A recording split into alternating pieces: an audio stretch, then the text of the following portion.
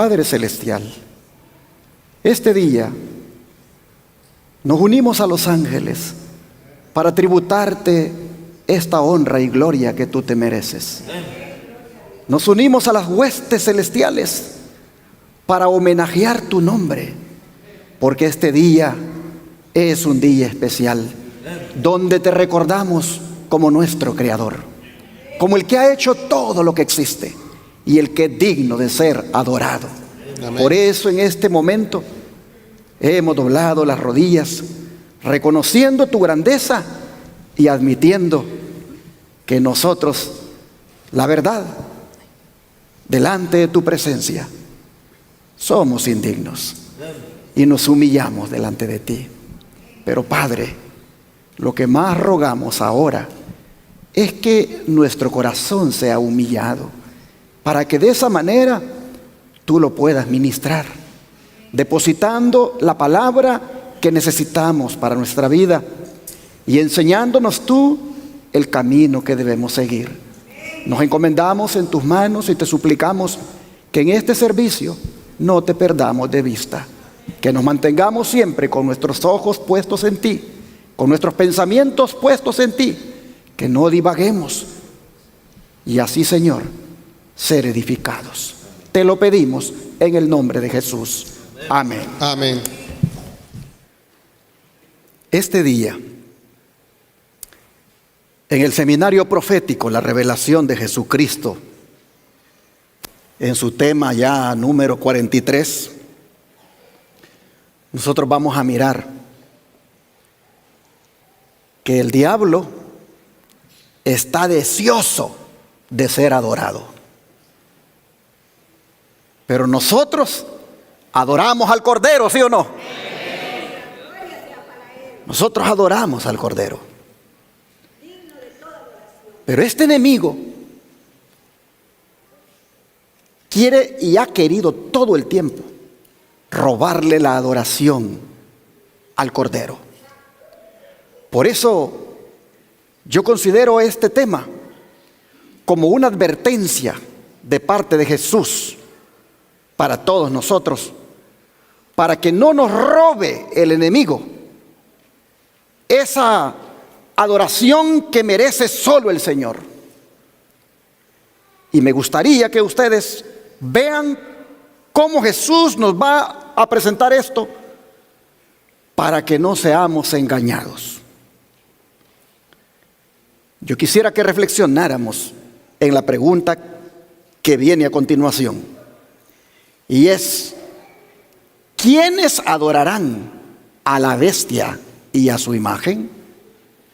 Porque resulta que el deseo de Satanás de ser adorado lo hace a través de dos entidades llamadas bestia e imagen de la bestia. Las Escrituras dicen que ellos serán adorados. Pero ¿quiénes adorarán a estas entidades? Ya nosotros sabemos, por estudios que hemos presentado en este púlpito anteriormente, que la bestia es un símbolo nada más, ese término.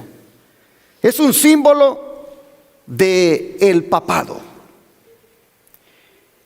Y el término imagen de la bestia es un símbolo de los Estados Unidos cuando se una la iglesia con el Estado. Esto, por supuesto, según la interpretación que es presentada en el libro El conflicto de los siglos, escrito por la hermana Elena White. Pero hermanos, ¿será importante reflexionar en esta pregunta? ¿Quiénes adorarán a la bestia y a su imagen? ¿Será importante reflexionar en esa pregunta? ¿Qué piensan ustedes? Claro que sí, hermanos. Claro que sí. Porque el conocimiento que nosotros tengamos de la respuesta a esa pregunta ha de determinar nuestra salvación o nuestra perdición. Así que, para entrar en esta reflexión, ¿qué les parece si leemos de la Escritura en Apocalipsis 13, versículos 3 al 4 y también el 8. Apocalipsis 13, versículo 3 y 4, como también el número 8. Y la Escritura dice, Apocalipsis 13, versículo 4, 3 y 4, y luego nos saltamos al número 8. Vi una de sus cabezas como herida ¿de qué, hermanos? De muerte. Pero su herida mortal, ¿qué pasó con ella? Fue sanada. Y cuando fue sanada, ¿qué sucedió? Se maravilló toda la tierra en pos de la bestia. ¿Y qué hicieron, hermanos? Adoraron al dragón que había dado autoridad a la bestia. Y también adoraron a la bestia diciendo, ¿quién como la bestia y quién podrá luchar contra ella? Y el verso 8 dice, y la adoraron todos los moradores de la tierra, cuyos nombres no estaban escritos en el libro de la vida del Cordero, que fue inmolado desde el principio del mundo. Si alguno tiene oído, dice el verso 9, ponga atención. Hermanos y hermanas, como ustedes pueden ver, lo que hemos leído es una visión o parte de una visión, yo diría, de las visiones más horribles que tiene el Apocalipsis. Porque se trata de una entidad llamada bestia, movida por el dragón, el cual es símbolo del diablo, que le roba la adoración al Dios verdadero y que hace que todos los habitantes de la tierra la adoren, pero hace la aclaración de que ese todos son aquellos que no están escritos en el libro de la vida del Cordero. ¿Eso qué quiere decir, hermanos? Por implicación, que hay unos que sí tienen escrito su nombre en el libro de la vida del Cordero, y esos no le adoran porque ellos solo adoran al Cordero. Hermanos y hermanas, por eso es que esta profecía se necesita ponerle atención. Es más, al final de la profecía dice, aquí hay sabiduría, dice. Aquí hay sabiduría para identificar esta entidad. Aquí les veo un número. El que se esmere, el que procure entender esto, va a encontrar sabiduría aquí. Y hermanos y hermanas, Jesús es el que dio esta profecía. Y cuando Jesús nos da una profecía, es para que su pueblo la entienda. Y sobre todo cuando la profecía tiene que ver con una advertencia. Usted y yo debemos interesarnos en entender esta profecía, porque es la advertencia de Jesús en cuanto al deseo de Satanás de querer ser adorado a través de estas entidades, llamada, como dice ahí, bestia y su imagen. Para nosotros siempre no oír lo que un hombre dice ni lo que él piensa. Vamos a respaldarnos, como siempre, en la lupa que permite ver en una forma amplia lo que tal vez en una forma escueta la Escritura nos dice. Porque si bien es cierto, aquí dice una bestia, no la identifica, pero vino el Señor y a través del don de profecía utiliza una sierva que es de los 17 añitos, con apenas 3er grado de estudio. El Señor viene y la utiliza para comenzar a darle revelación tras revelación, iluminación tras iluminación, en lo que respecta al gran conflicto entre las fuerzas del bien y del mal. y todo lo que ella recibía como revelación lo escribía. De manera que nos dejó un libro llamado El conflicto de los siglos. Han hecho de ese libro algunas, digamos, síntesis o resúmenes, llamado Conflicto Inminente o llamado Seguridad y Paz en el conflicto de los siglos. Pero es del libro ese, El conflicto de los siglos, de donde han sido sacadas esas recopilaciones. ¿Qué le fue iluminado a esta sierva del Señor en relación a la importancia de esta profecía? Se los pongo acá.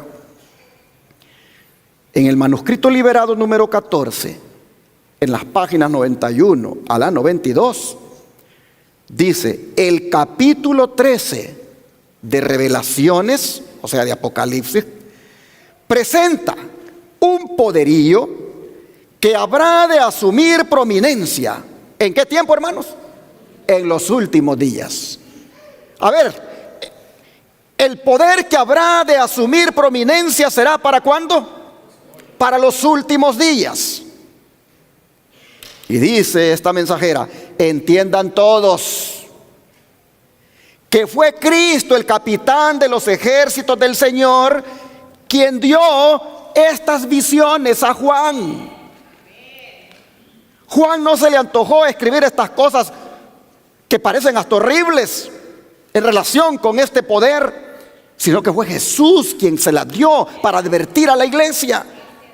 Dice: entiendan todos. ¿Cuántos debemos entender? Todos. Que las revelaciones del Apocalipsis son las revelaciones de Jesucristo, hermanos. Él, dice, como el capitán de los ejércitos del Señor, dio estas visiones. ¿Y cómo se las dio? Vino en persona, dice. Cristo vino en persona a la solitaria isla de Patmos. ¿Y por qué vino allá a la isla de Patmos, hermanos? Porque allí estaba Juan. ¿Pero qué estaba haciendo Juan allí? ¿Estaba de vacaciones? ¿Estaba él pasando allá unos días en el mar, en esa isla paradisíaca? No, hermanos. Estaba desterrado. El emperador Domiciano, el emperador romano, lo desterró allí para deshacerse de él. Porque antes lo habían metido en una caldera de aceite hirviendo para que muriera, y el Señor no permitió que muriera.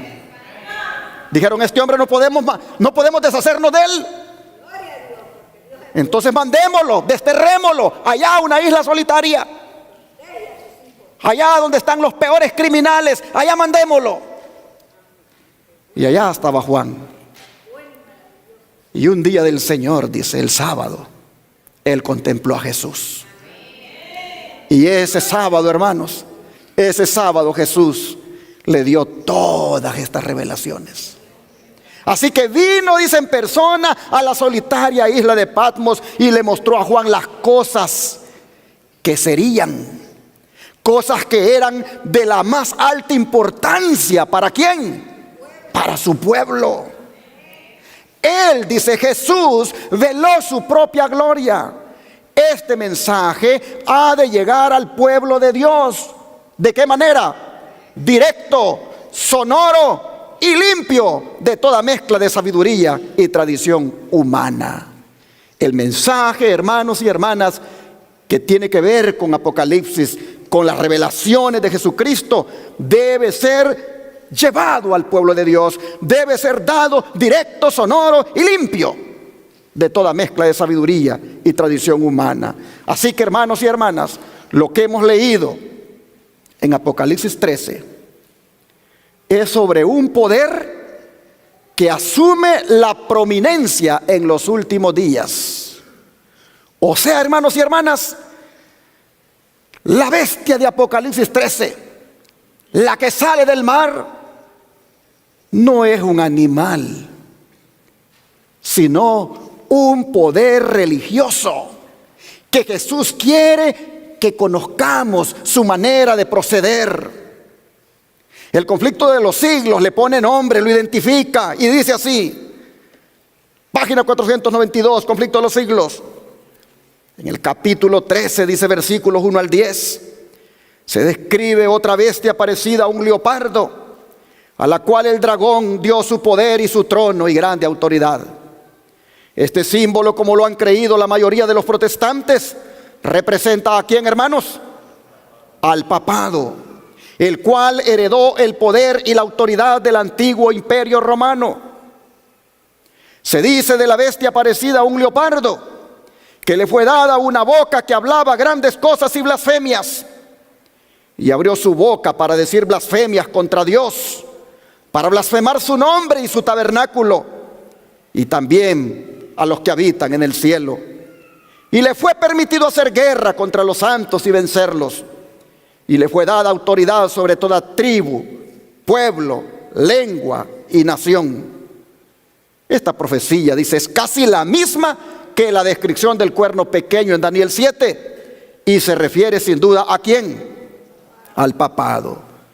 Pero estamos hablando, hermanos, de un poder mundial, pues dice que tiene autoridad sobre toda tribu, pueblo, lengua y nación. Es un poder mundial. El papado es un poder mundial, hermanos. Pero este personaje, nosotros hemos leído que insulta a Dios. Insulta a Dios con las blasfemias que habla. Y no solo lo insulta, sino que le roba la adoración a Dios. ¿Y de qué manera lo hace? ¿De qué manera insulta a Dios y de qué manera le roba la adoración a Dios? Pablo nos lo dice. Vamos a 2 Tesalonicenses. 2 Tesalonicenses capítulo 2 versículos 3 y 4. 2 Tesalonicenses capítulo 2 versículo 3 y 4.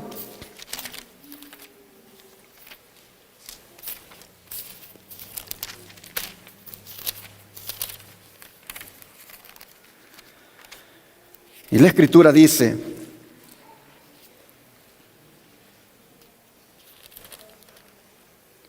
nadie os engañe en ninguna manera, porque no vendrá sin que antes venga la apostasía y se manifieste el hombre de pecado, el hijo de perdición, el cual se opone y se levanta contra todo lo que se llama Dios o es objeto de culto, tanto que se siente en el templo de Dios como Dios, haciéndose pasar por Dios. Ahora vea los versículos 7 al 9. Porque ya está en acción el misterio de la iniquidad, solo que hay quien al presente lo detiene, hasta que él a su vez sea quitado de en medio. Y entonces se manifestará aquel inicuo, a quien el Señor matará con el espíritu de su boca y destruirá con el resplandor de su venida. Inicuo cuyo advenimiento es por obra de Satanás, con gran poder y señales y prodigios mentirosos. Hermanos, esta descripción de este misterio de iniquidad del cual Pablo habla, que se levanta contra todo lo que se llama Dios y que es objeto de culto, tanto que se siente en el templo de Dios como Dios, haciéndose pasar por Dios. Este misterio, hermanos, de iniquidad, este inicuo, como lo llama Pablo acá, no es otro, hermanos y hermanas, que el personaje a quien esté de turno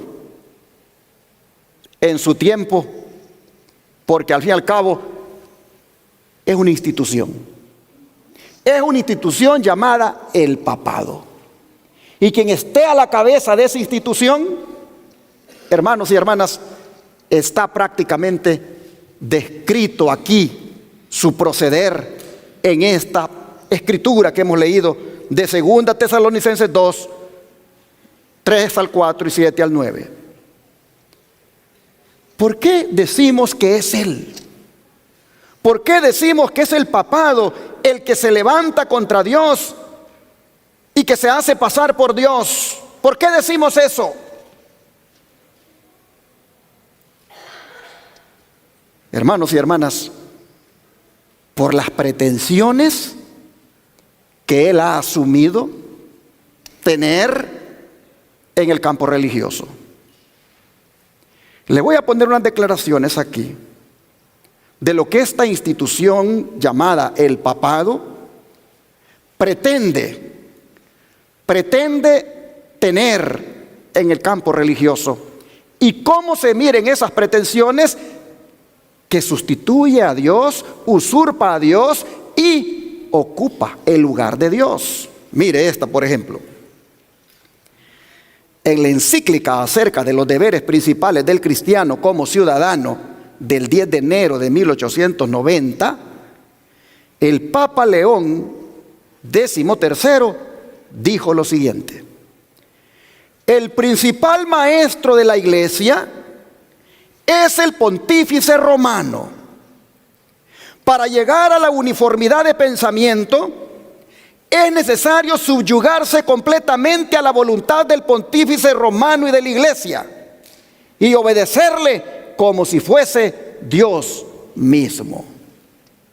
Así decía este Papa León XIII, que hay que sometérsele y obedecerle como que se obedece a Dios mismo.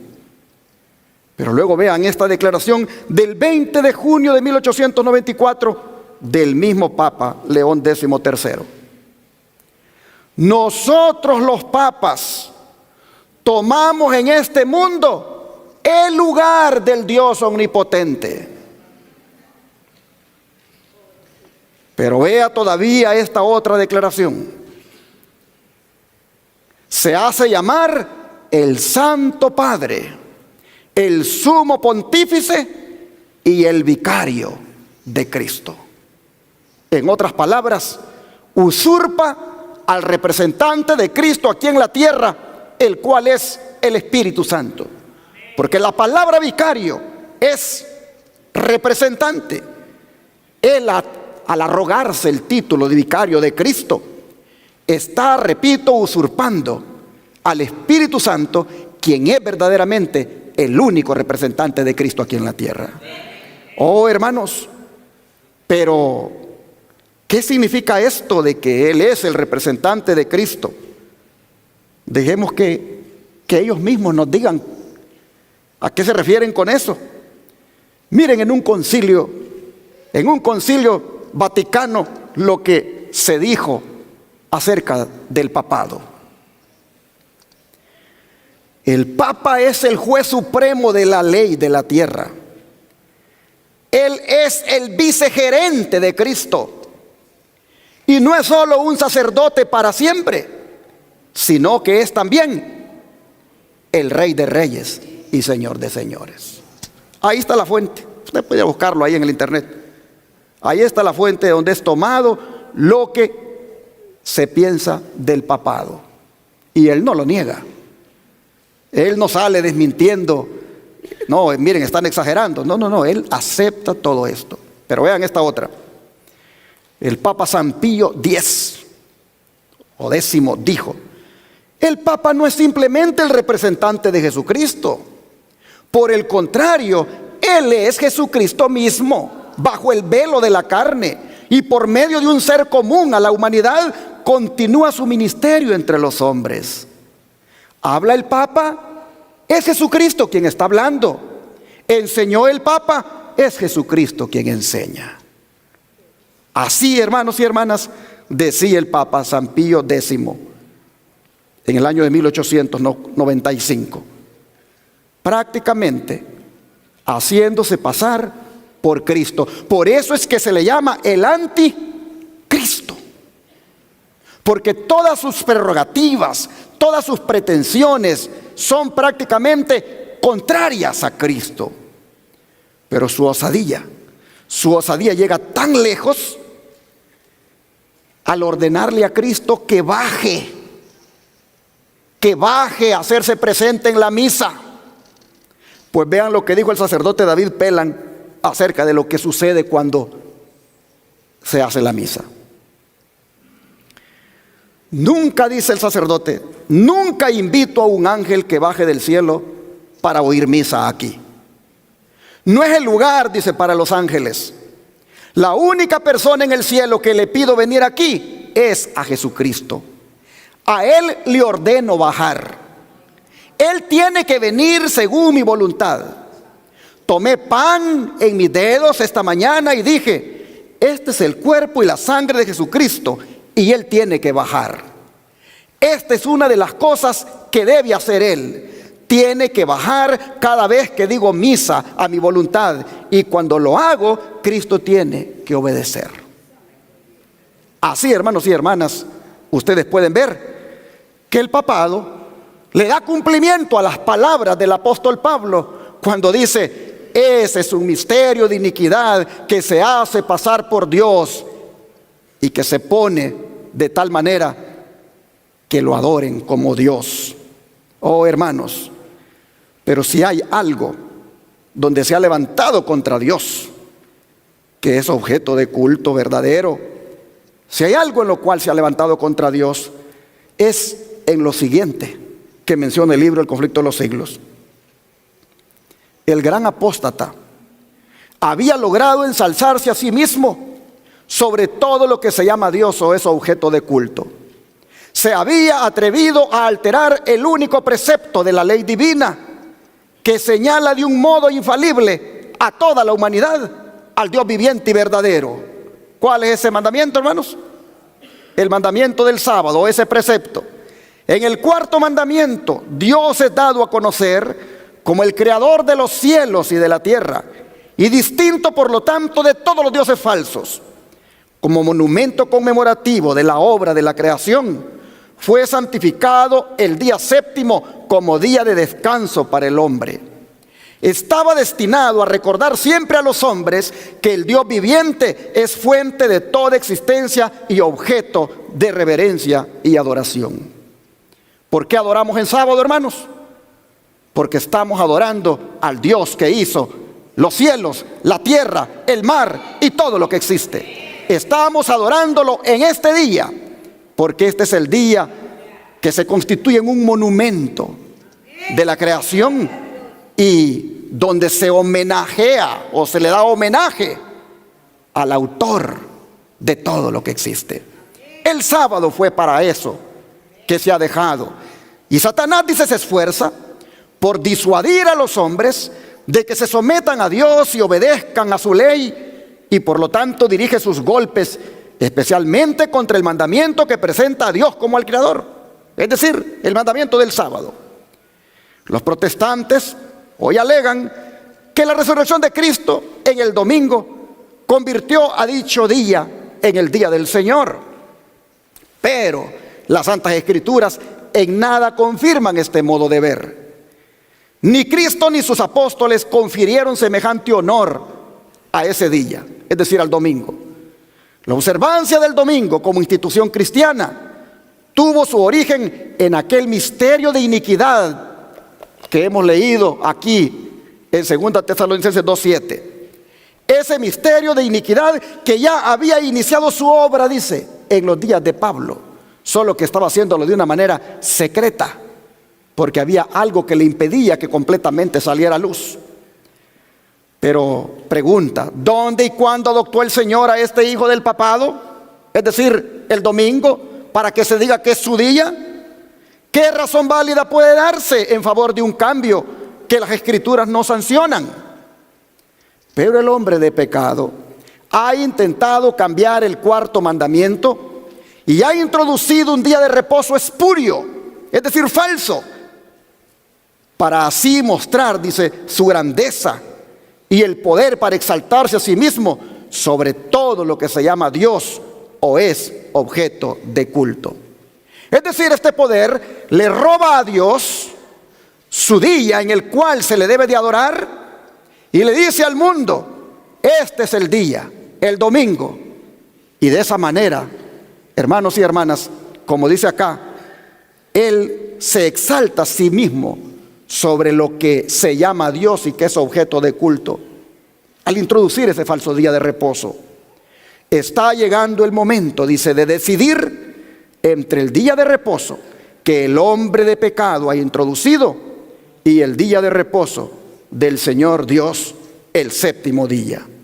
San Pablo dice claramente que el hombre de pecado subsistirá hasta el segundo advenimiento y proseguirá su obra de engaño hasta el mismo fin del tiempo. Así se ha leído de conflicto inminente, de sermones escogidos y del conflicto de los siglos, estas declaraciones que claramente nos dicen que es en la sustitución del verdadero día de reposo, el sábado, por el falso, es decir, el domingo, que hay también allí una evidencia de cómo este poder se pone en lugar de Dios y se hace pasar por Dios al prácticamente robarle inclusive a Dios su día de adoración por introducir uno falso. Oh, pero si ustedes se fijan, dice que este poder va a proseguir su obra de engaño ¿hasta cuánto tiempo? Hasta el mismo fin del tiempo. Pero ¿a quiénes va a engañar este poder? ¿A quiénes va a engañar? Leamos los versículos 10 al 12 de aquí mismo de 2 Tesalonicenses 2. Dice: y con todo engaño de iniquidad para los que se pierden, por cuanto no recibieron el amor de la verdad para ser salvos. Por esto Dios les envía un poder engañoso para que crean la mentira, a fin de que sean condenados todos los que no creyeron a la verdad, sino que se complacieron en la injusticia. Así que este poder ha estado engañando a la humanidad, seguirá engañando, pero especialmente dice que engaña a los que no reciben el amor a la verdad. O sea, aquellos que tienen la oportunidad de amar la verdad, pero la desprecian, la rechazan y llegan inclusive hasta odiarla. Pero eso, lo único que hace es hacerlos más propensos a la influencia de todo lo que es engañoso, a todas las artimañas de este hombre de pecado, hijo de perdición o inicuo. Pero interesante, dice el verso 11, que Dios les envía un poder engañoso para que crean la mentira. Y esto debe entenderse en el sentido de que Dios hace lo que no impide. A menudo las Escrituras hacen ver a Dios como el que hace lo que no impide. Como estas personas, dice acá, prefieren la mentira antes que la verdad, por esa razón Dios no evita que sean engañados y los abandona para que sigan lo que han elegido. Elección que viene a resultar, dice, en condenación para ellos.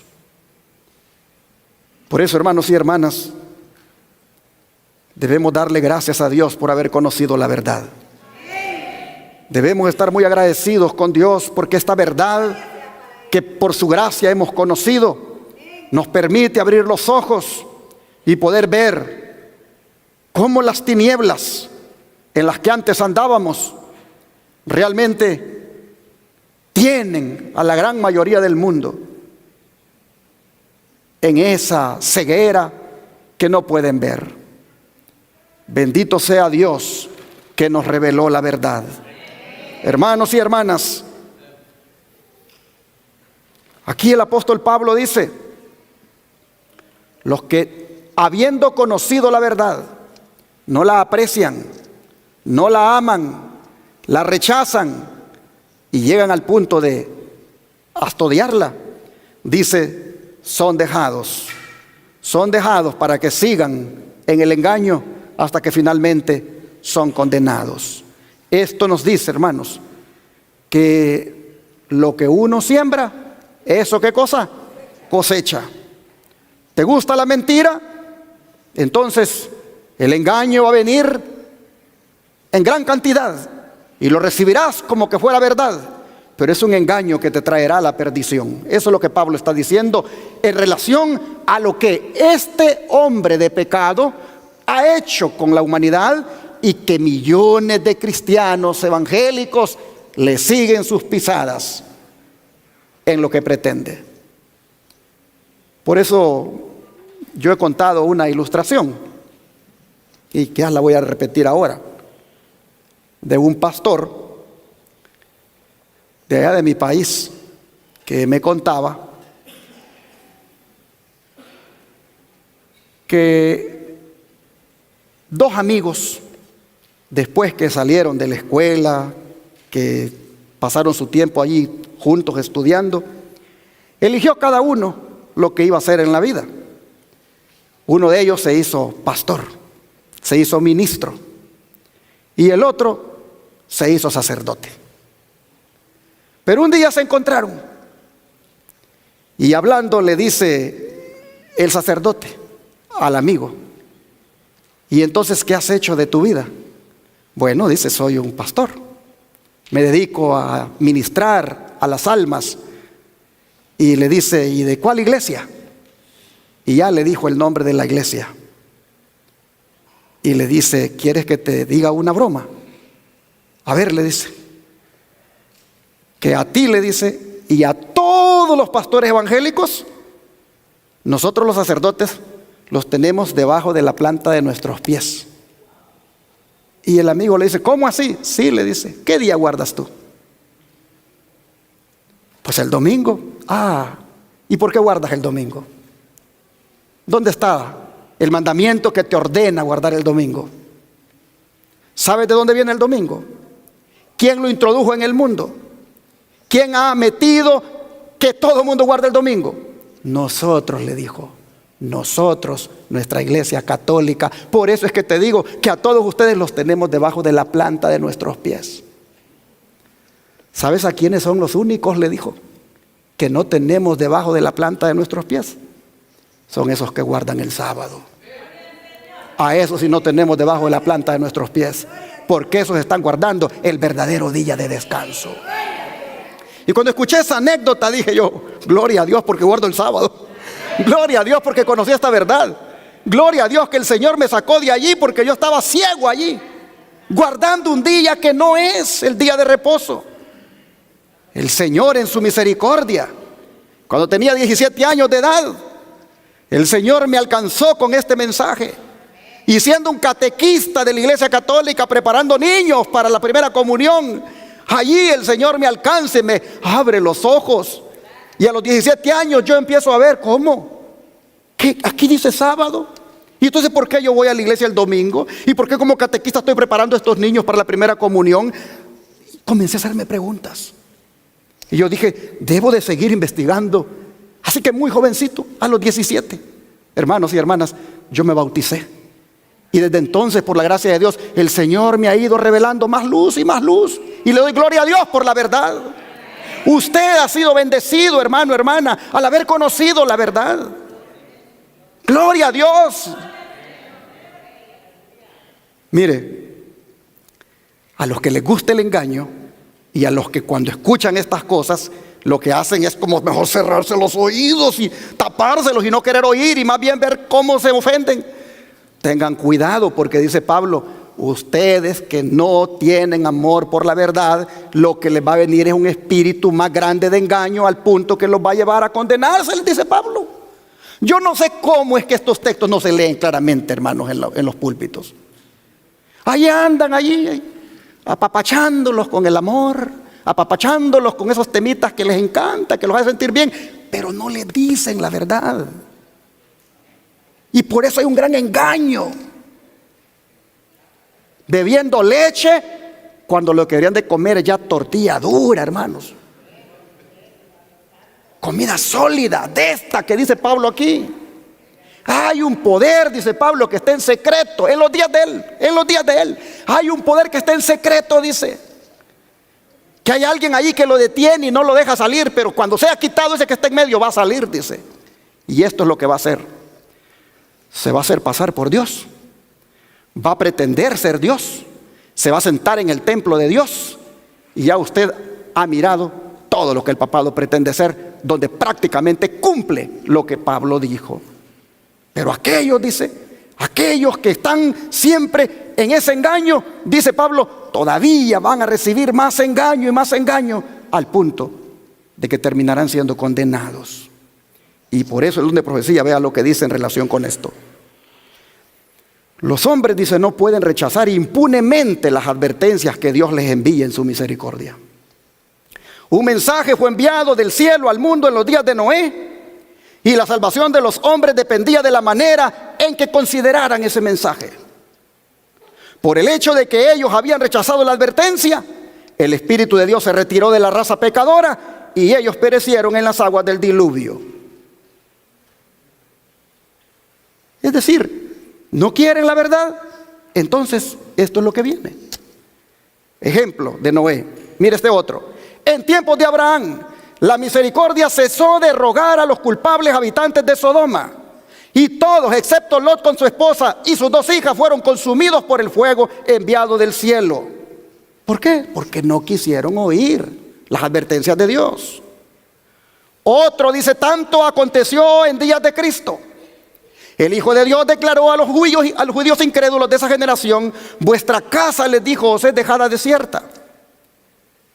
Y así, al considerar los últimos días, dice, el mismo poder infinito declara respecto de los que no aceptan el amor de la verdad que los hubiera salvado. Por eso Dios les envía, dice, un poder seductor que les hace creer en la mentira, para que sean condenados todos cuantos no creyeron a la verdad y prefirieron la iniquidad. A medida que rechazan las enseñanzas de su palabra, Dios les retira su espíritu y los abandona a los engaños que aman. Por eso, hermanos, es que terminarán adorando a la bestia y a su imagen, porque ella los engañará, y lo harán en gran número, pues leímos que todos los moradores de la tierra, ¿qué van a hacer? Lo van a adorar. Pero ¿cómo va a lograr que lo adoren todos? ¿Cómo va a lograr el papado que lo adoren todos los habitantes de la tierra que no tienen sus nombres escritos en el libro de la vida? ¿Cómo va a lograr que lo adoren?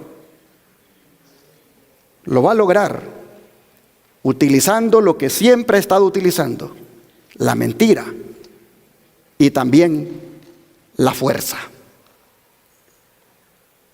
¿A través de quién? A través del poder civil. Los Estados Unidos, el poder civil unido con la iglesia. Esto será obrado, dice Apocalipsis, por la bestia de 2 cuernos que sube de la tierra, y que aquí en Apocalipsis 13, versículos 11 al 15, nos habla de su accionar para ayudarle a la bestia a que todos la adoren. Miren lo que hace. Apocalipsis 13, versículo 11 al 15. Dice así: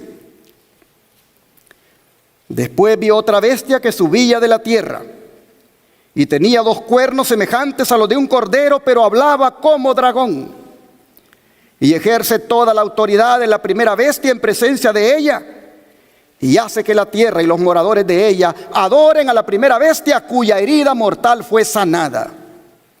También hace grandes señales, de tal manera que aún hace descender fuego del cielo a la tierra delante de los hombres.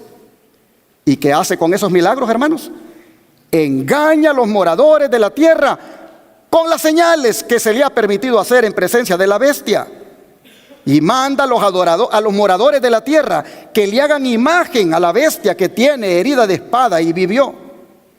Y se le permitió infundir aliento a la imagen de la bestia, para que la imagen hablase e hiciese matar a todo el que no la adorase. Así que aquí tenemos un poder, hermanos, que es político, pero también es religioso. Como dije, serán los Estados Unidos cuando la iglesia y el Estado se unan. Así ha sido revelado por el don de profecía, se los pongo aquí. Dice en este comentario bíblico Adventista tomo 7 de Ellen White, en la página 986. Aquí dice: hay un símbolo notable del surgimiento y crecimiento de nuestra nación, los Estados Unidos. Y los cuernos semejantes a los de un cordero, emblemas de inocencia y mansedumbre, representan bien el carácter de nuestro gobierno, como se expresa en sus dos principios fundamentales: republicanismo y protestantismo. Eso representan los dos cuernos de la bestia que sube de la tierra. Pero sigue diciendo ahora el conflicto de los siglos, página 496. Habiendo identificado que es los Estados Unidos, pregunta: ¿qué entonces es la imagen de la bestia? ¿Y cómo se la formará? La imagen, dice, es hecha por la bestia de dos cuernos, y es una imagen de la primera bestia. Así que para saber a qué se asemeja la imagen y cómo será formada, debemos estudiar los rasgos característicos de la misma bestia, es decir, el papado. Cuando la iglesia primitiva se corrompió, al apartarse de la sencillez del evangelio y al aceptar costumbres y ritos paganos, perdió el espíritu y el poder de Dios, y para dominar las conciencias buscó el apoyo del poder civil. El resultado fue el papado, es decir, una iglesia que dominaba el poder del Estado y se servía de él para promover sus propios fines y especialmente para extirpar la herejía. Bueno, para que los Estados Unidos formen una imagen de la bestia, debe hacer lo mismo. Es decir, el poder religioso debe dominar de tal manera al gobierno civil que la autoridad del Estado sea empleada también por la iglesia para cumplir sus fines. Y cuando eso ocurre, hermanos, la adoración a la bestia y a su imagen tomará lugar. Pero si se fijan, los que van a adorar estos poderes son aquellos que serán engañados por los falsos milagros que harán los religiosos unidos con el gobierno civil. Milagros como este que menciona de hacer descender fuego del cielo a la tierra. ¿Cuál es el propósito de hacer esos impresionantes milagros? Convencer a la humanidad de que ellos, Dios, está usándolos. Convencer a la humanidad de que inclusive lo que ellos han hecho de cambiar por ley, por decreto, el día sábado, día de reposo, y poner el domingo, digo, por decreto legislativo, ellos van a tratar con esos milagros de convencer a la humanidad de que Dios avala lo que están haciendo. Así, hermanos y hermanas, se va a imponer la ley dominical, conocida como la marca de la bestia, en los versículos 16 y 17. Leamos, dice: y hacía a todos, que a todos, pequeños y grandes, ricos y pobres, libres y esclavos, se les pusiese una marca en la mano derecha o en la frente, y que ninguno pudiera comprar ni vender, sino el que tuviera la marca o el nombre de la bestia o el número de su nombre. Llama la atención, hermanos, que esta marca no tiene nada que ver con microchips, ni pinchazos en el brazo o en alguna otra parte del cuerpo, sino que es una marca que tiene que ver con adoración. La marca de la bestia tiene que ver con adoración, no con código de barras, no con microchips, ni con pinchazos que te vayan a poner ahí, porque ahí, no, hermano, hermana, no tiene nada que ver eso con la marca de la bestia. La marca de la bestia tiene que ver con adoración, porque mira el verso 15, claramente dice: y se le permitió infundir aliento a la imagen de la bestia, para que la imagen hablase e hiciese matar a todo el que no la adorase. Y hacía que todos, noten ustedes, y hacía que todos, conectado con la adoración, y hacía que a todos, grandes y pequeños, se les pusiera esa marca de la bestia, con la cual Él identifica a los suyos, con la cual Él dice: estos me pertenecen. Y estos, por lo tanto, demuestran que le pertenecen porque lo adoran, dándole homenaje en el día falso que Él ha constituido como su marca de autoridad. Esta marca, hermanos y hermanas, tiene que ver con adoración. O sea que, como Dios tiene un día para adorarle, el cual es el sábado, para que se le rinda homenaje, así también, hermanos y hermanas, la bestia tiene su día y lo impondrá por decreto a nivel mundial para que todo el mundo le rinda homenaje y así lo adoren. El don de profecía respalda esto que les digo. Dice así: Conflicto de los Siglos, página 502 a la 503. La imposición de la observancia del domingo por parte de las iglesias protestantes es una imposición de que se adore al papado, o sea, la bestia. Los que, comprendiendo las exigencias del cuarto mandamiento, prefieren observar el falso día de reposo en lugar del verdadero, que es el sábado, rinden de esa manera homenaje a aquel poder, el único que ha ordenado su observancia, es decir, eso de guardar el domingo. Pero por el mismo hecho de imponer un deber religioso con ayuda del poder secular, las mismas iglesias estarían elevando una imagen a la bestia. De aquí que la imposición de la observancia del domingo en los Estados Unidos equivaldría a imponer la adoración de la bestia y de su imagen. Pero los cristianos de las generaciones pasadas observaron el domingo creyendo guardar así el día de descanso bíblico. Y ahora hay verdaderos cristianos en todas las iglesias, sin exceptuar la católica romana, que creen honradamente que el domingo es el día de reposo divinamente instituido. Dios acepta su sinceridad de propósito y su integridad. Pero cuando la observancia del domingo sea impuesta por ley y que el mundo sea ilustrado respecto a la obligación del verdadero día de descanso, el cual es el sábado, entonces el que transgrediere el mandamiento de Dios para obedecer un precepto que no tiene mayor autoridad que la de Roma, ese entonces, dice, honrará con ello al papado por encima de Dios y va a rendirle homenaje a Roma y al poder que impone la institución establecida por Roma. Es decir, adorará la bestia y su imagen. Cuando los hombres, dice, rechacen entonces la institución que Dios declaró ser el signo de su autoridad y honren en su lugar lo que Roma escogió como signo de su supremacía, ellos aceptarán de hecho allí el signo de la sumisión a Roma, la marca de la bestia. Y solo cuando la cuestión haya sido expuesta hacia las claras ante los hombres y ellos hayan sido llamados a escoger entre los mandamientos de Dios y los mandamientos de los hombres, solo entonces será cuando los que perseveren en la transgresión recibirán la marca de la bestia.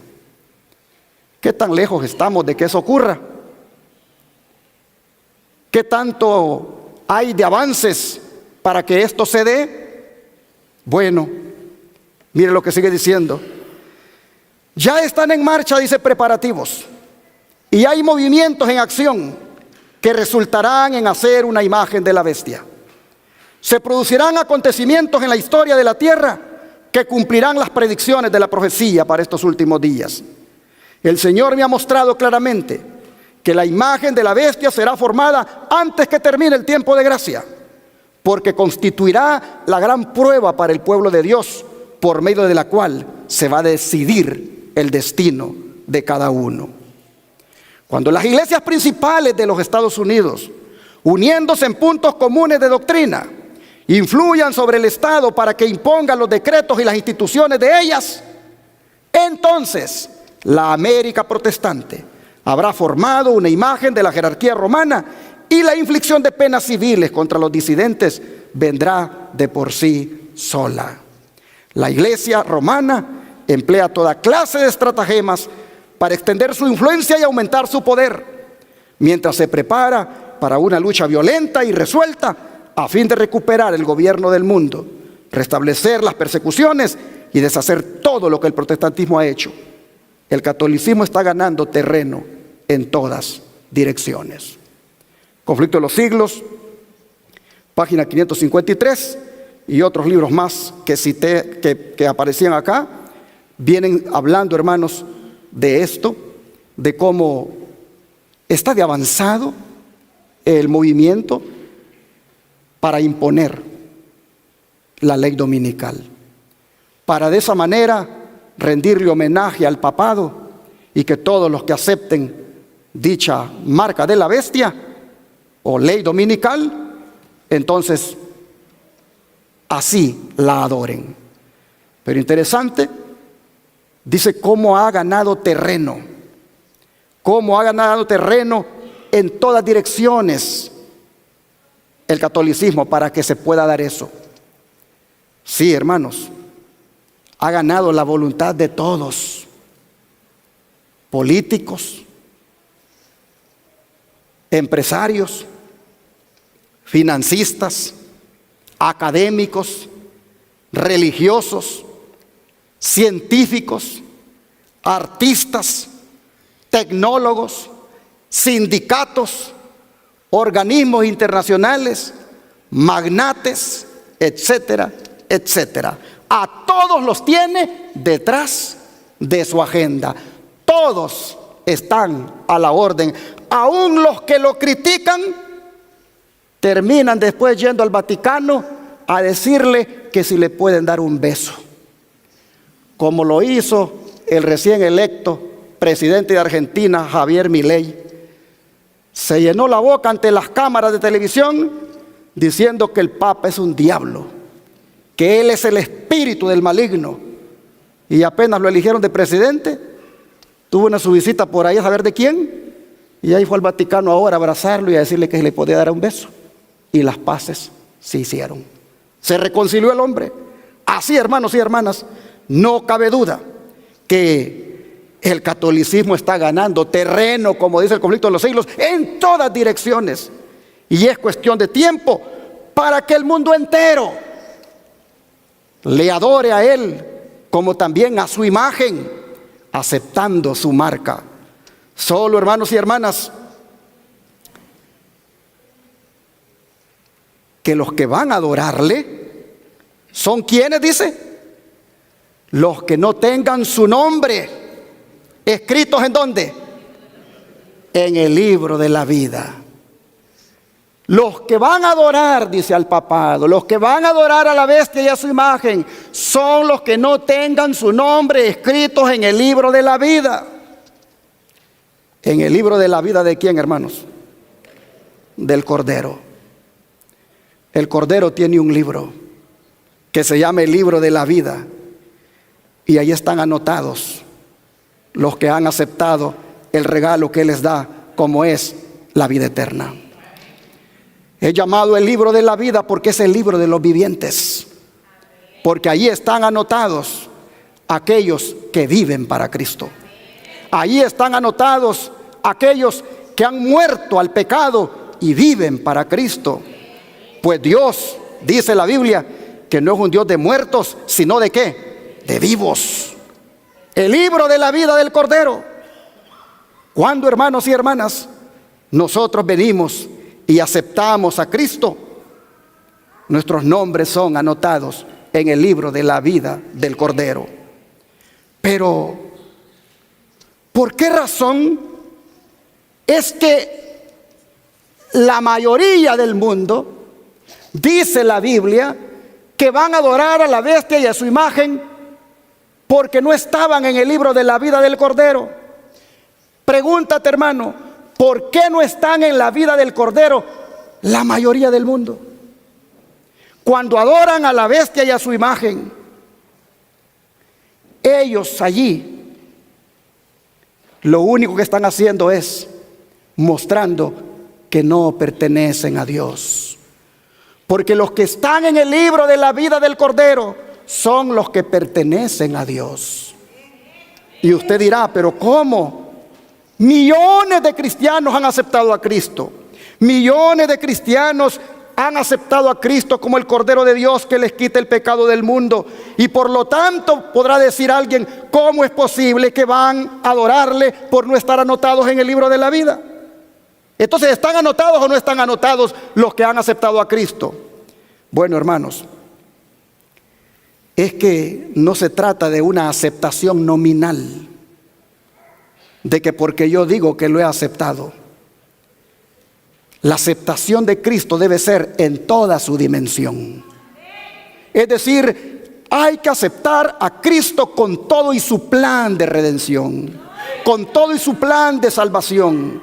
No solamente aceptémosle en la verdad de que Él ha muerto por mis pecados, no, aceptémoslo también en la verdad que Él ha dicho: si me amas, guarda mis mandamientos. Y la mayoría que va a adorar al papado es porque se han quedado nada más en una parte de haber aceptado a Jesús, solo en la parte de que Él es su Salvador, pero no en la parte donde Él les dice: y ahora si me aman, guarden mis mandamientos. Allí no. De manera que adorarán a la bestia y a su imagen, porque una persona así no puede estar anotada en el libro de la vida del Cordero. Oh, hermanos, pero qué triste será. Qué triste será para los que adoren a la bestia y a su imagen por no estar anotados en el libro de la vida del Cordero. ¿Cuál va a ser la suerte de ellos, hermanos? ¿Cuál va a ser la suerte de ellos? Vamos a leerlo, Apocalipsis 14, versículos 9 al 11. Dice: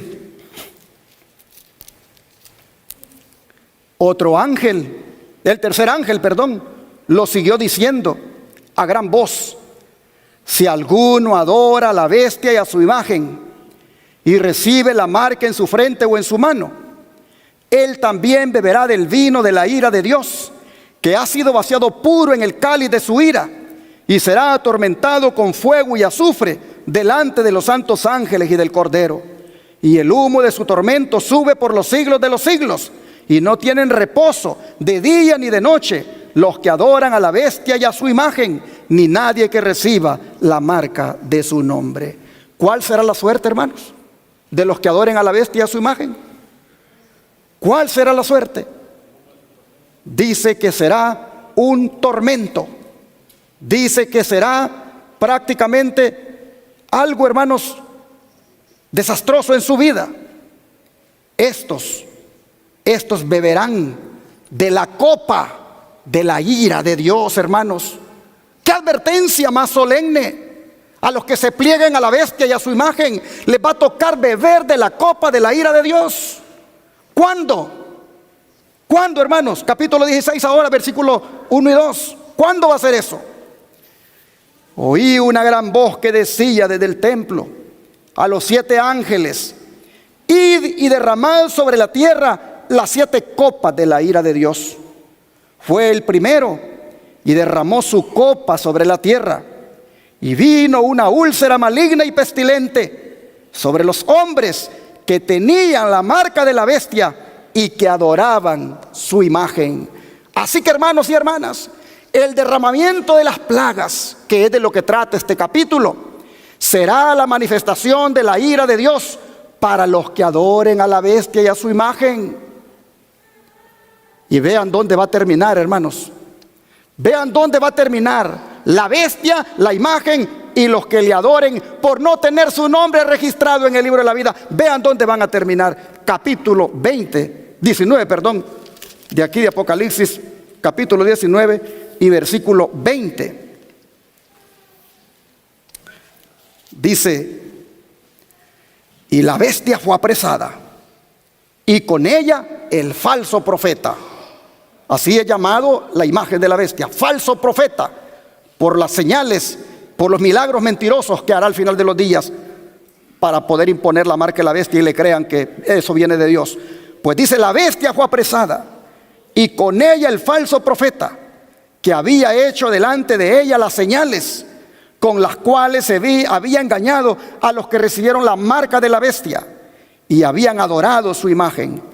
Estos dos, ¿quiénes? La bestia y su imagen, fueron lanzados vivos dentro de un lago de fuego que arde con azufre. ¿Y todos sus adoradores? ¿Qué pasó con ellos? Capítulo 20, versículo 15. Vean también lo que va a pasar con ellos. capítulo 20, versículo 15. Y el que no se halló inscrito en el libro de la vida, ¿qué pasó con él? Fue también lanzado al lago de fuego, hermanos, donde la bestia y su imagen fueron lanzados. Allí también van a ser lanzados sus adoradores. ¿Ven ustedes qué serio es esto? ¿Por qué van a ser lanzados allí? Porque no tenían su nombre en el libro de la vida del Cordero. Porque no pertenecían a Dios, sino que mostraron pertenecer a la bestia al asumir su marca con la cual la bestia reconoce a los suyos. Qué lamentable, hermanos, será el final de los que no tengan sus nombres en el libro de la vida. Por eso, les reitero la invitación que hice en el estudio pasado. Es decir, hermanos, mantengamos nuestro nombre en el libro de la vida. Mantengamos nuestro nombre en ese libro, siendo fieles al Señor, para que nunca se borre de allí. Hay una promesa de que no se borrará el nombre de aquel que sea fiel. Vamos a Apocalipsis 3. Apocalipsis 3, versículo 5. Apocalipsis 3, versículo 5. Dice: y el que venciere será vestido de vestiduras blancas, y no borraré su nombre del libro de la vida, y confesaré su nombre delante de mi Dios y delante de sus ángeles. La promesa, hermanos, la promesa es que al que venza, al que logre la victoria, dice el Señor, no le voy a borrar su nombre del libro de la vida. Allí está implicado de que si no logra la victoria, sí, tristemente, será borrado su nombre. Es por eso, hermanos y hermanas, que les animo a que todos aquí nos volvamos vencedores. Vencedores de nuestro yo, primeramente. Vencedores del pecado y vencedores en la prueba que nos ha de imponer la bestia y su imagen. Pues a los vencedores, a los que venzan en la prueba que la bestia y su imagen impongan, el Señor dice, no les borraré su nombre. Y mire dónde van a terminar ellos. Vamos a Apocalipsis 15, versículo 2 al 4. Apocalipsis 15, versículo 2 al 4. Dice: vi también como un mar de vidrio mezclado con fuego, y a los que habían alcanzado la victoria, ¿sobre quiénes? Sobre la bestia y su imagen, su marca y el número de su nombre. Los vi, dice, en pie sobre el mar de vidrio. ¿Con qué cosa, hermanos?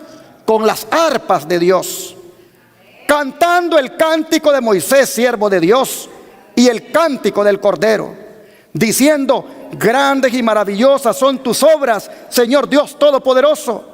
Justos y verdaderos son tus caminos, Rey de los santos. ¿Quién no te temerá, oh Señor, y glorificará tu nombre? Pues solo tú eres santo, por lo cual todas las naciones vendrán y te adorarán, porque tus juicios se han manifestado. Así, hermanos y hermanas, nosotros miramos que los vencedores sobre la bestia y su imagen terminarán en el mar de vidrio, con arpas dadas por Dios, alabando el nombre de nuestro Dios. Pero si esto fuera poco, mire lo que es revelado en Apocalipsis 20. Apocalipsis 20, verso 4. Dice: y vi tronos, y se sentaron sobre ellos los que recibieron facultad de juzgar. Y vi las almas de los decapitados por causa del testimonio de Jesús y por la palabra de Dios, los que no habían adorado a la bestia ni a su imagen, y que no recibieron la marca en su frente ni en sus manos, y vivieron y reinaron con Cristo. ¿Cuánto tiempo? 1000 años. ¿Ves tú, hermano, hermana, que aunque el mensaje pareciera como, ay, este pastor hablando de lo mismo, yo ya estoy cansado de hablar de eso? ¿Ves que tiene un propósito? Es para que entiendas por dónde ve el asunto. ¿Qué te quiere quitar la bestia? ¿Qué te quiere quitar la imagen de la bestia? El privilegio de que un día vivas con Cristo 1000 años. Los que van a vivir con Cristo 1000 años son los que lograron la victoria sobre la bestia y la imagen de la bestia al no adorarla, al no recibir su marca. Oh, hermanos, ¿y en dónde vivirán por 1000 años? Apocalipsis 21. Apocalipsis 21, versículos 9 al 11. Vino entonces a mí uno de los 7 ángeles que tenían las 7 copas llenas de las 7 plagas postreras, y habló conmigo y me dijo: ven acá, yo te voy a mostrar la desposada, la esposa del Cordero. Y me llevó en el espíritu a un monte grande y alto, y me mostró la gran ciudad santa de Jerusalén, que descendía del cielo de Dios, teniendo la gloria de Dios, y su fulgor era semejante al de una piedra preciosísima, como piedra de jaspe, diáfana como cristal. Ahora vean los versículos 25 al 27. Sus puertas nunca serán cerradas de día, pues allí no habrá noche, y llevarán la gloria y la honra de las naciones a ella. No entrará en ella ninguna cosa inmunda o que hace abominación y mentira, sino solamente los que están inscritos en el libro de la vida del Cordero. Así que, hermanos y hermanas, ¿quiénes adorarán a la bestia y a su imagen? Los que no estén escritos en el libro de la vida del Cordero. ¿Cuál será su suerte? Junto con la bestia y su imagen, caerán en el lago de fuego. En cambio, los que tienen el privilegio de tener sus nombres en el libro de la vida, estos morarán en el cielo por 1000 años con Cristo. Ellos entrarán en la santa ciudad porque conservaron su nombre en el libro de la vida. Así que, hermanos, mantengamos nuestro nombre en el libro de la vida. Seamos fieles a Jesús. Seamos fieles en guardar el sábado y los otros 9 mandamientos. Y nunca vayamos a adorar, hermanos, nunca vayamos a adorar a la bestia y a su imagen. Antes bien, atendamos las palabras que están en Segundo de Reyes, capítulo 17, versículo 36. Segundo de Reyes, capítulo 17, versículo 36. La Escritura dice de la siguiente manera, Segundo de Reyes 17, verso 36.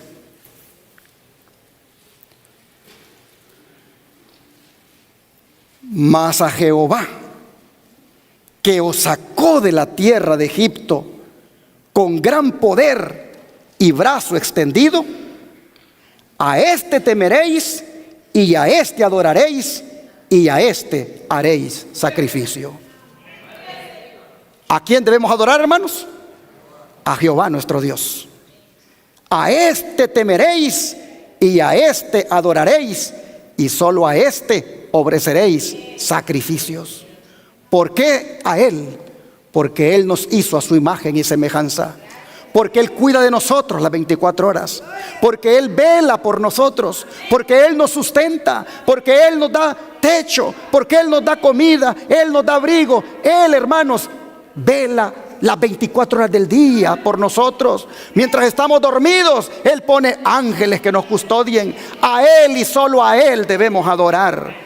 Por eso, aunque el diablo ande deseoso porque lo adoren, respondámosle como Cristo le respondió en Mateo 4, verso 10. Mateo 4, verso 10. Mateo 4, verso 10 dice de la siguiente manera: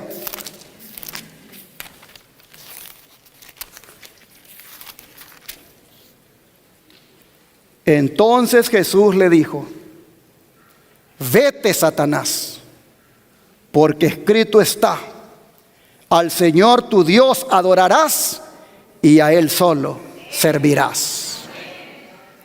Allí llegó pidiéndole que lo adorara. Versículo 9 dice que le dijo: todo esto te daré, le dijo, si postrado me adorares. Él anda deseoso de adoración desde cuando estaba allá en el cielo. Desde cuando estaba allá en el cielo anda con un deseo de que lo adoren.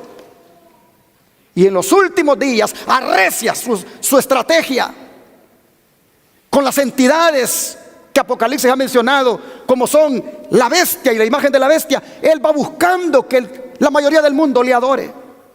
Pero hermanos y hermanas, hay que responderle como Jesús: vete de mí, Satanás.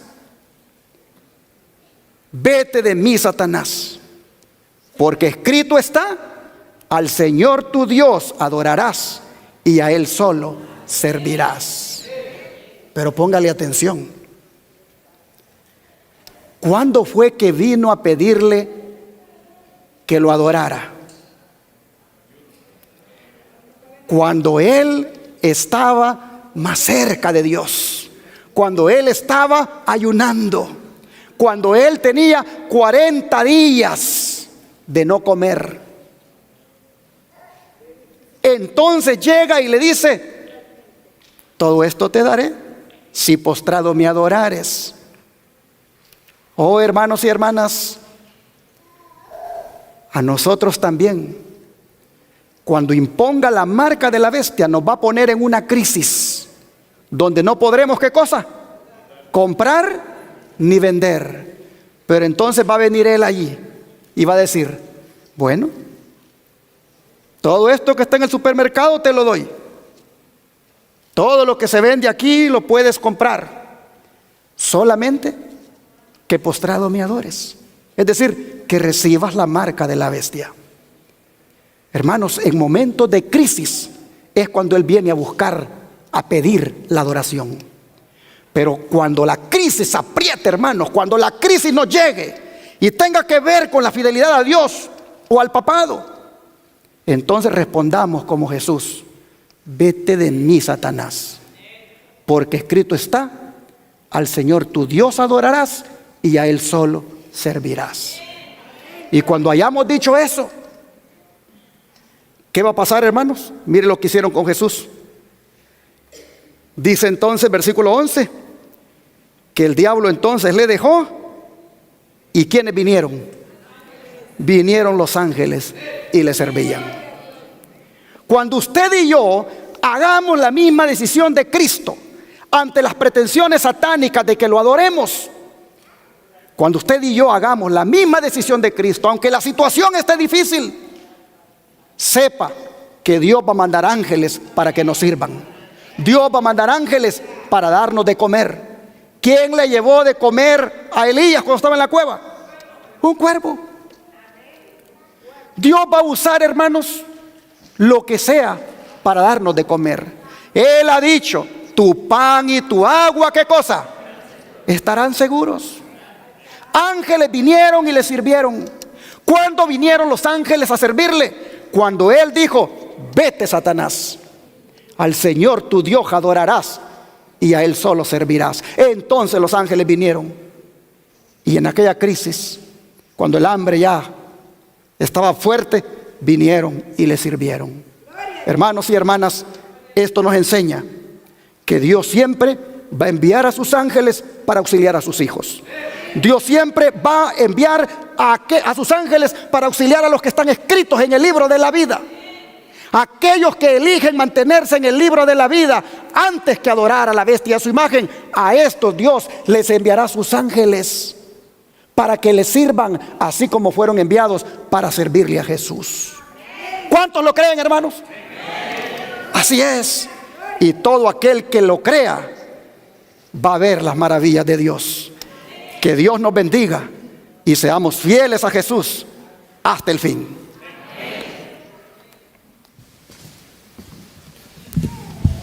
Damos gloria a Dios, nos ponemos en pie y cantamos Cordero de Dios.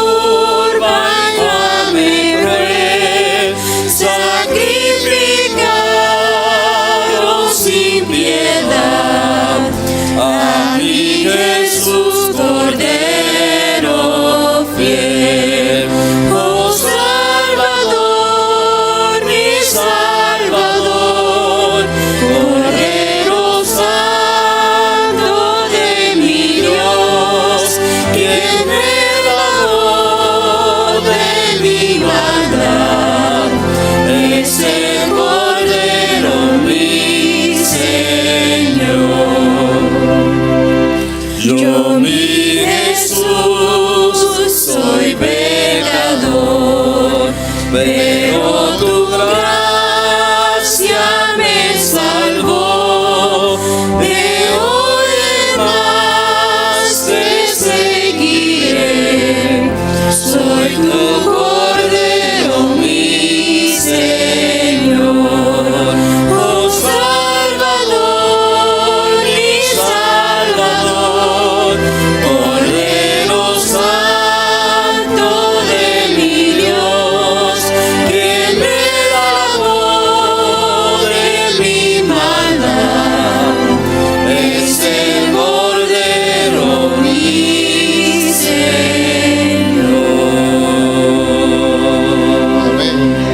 Amén. Gloria a Dios. Amén. Nuestro Cordero es el Señor. Él murió por nuestros pecados. Él llevó sobre Él todas nuestras iniquidades. Nos hizo libres de la esclavitud del pecado. Y no quiere que volvamos otra vez a ser esclavos cuando la bestia y su imagen esclavicen al mundo. Él no quiere que volvamos a ser esclavos, y por eso, como Cordero de Dios, nos da estas profecías para advertirnos y que vayamos haciendo ya la decisión de ser leales solo al Cordero. Así que vamos a orar para pedirle al Cordero de Dios que nos acompañe de aquí en adelante.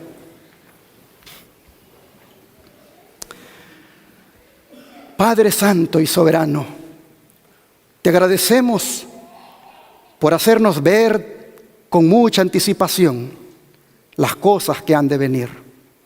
Nos has dicho que el que tiene oído que ponga atención. Y hemos puesto atención, Señor. Hemos visto de qué se va a tratar la prueba al final.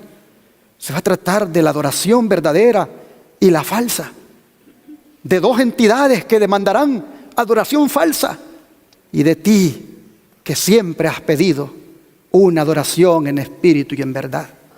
Hoy, Señor, nosotros hacemos la decisión de ponernos del lado tuyo.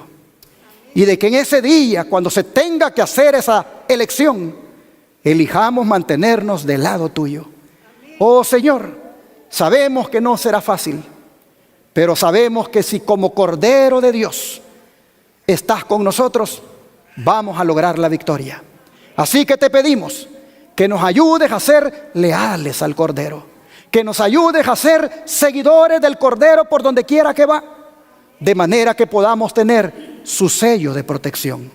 Así, Señor, nos ponemos en tus manos y te suplicamos que ante toda pretensión de adorar al enemigo, la rechacemos y adoremos solo a Dios. Te lo pedimos en el nombre de Jesús. Amén.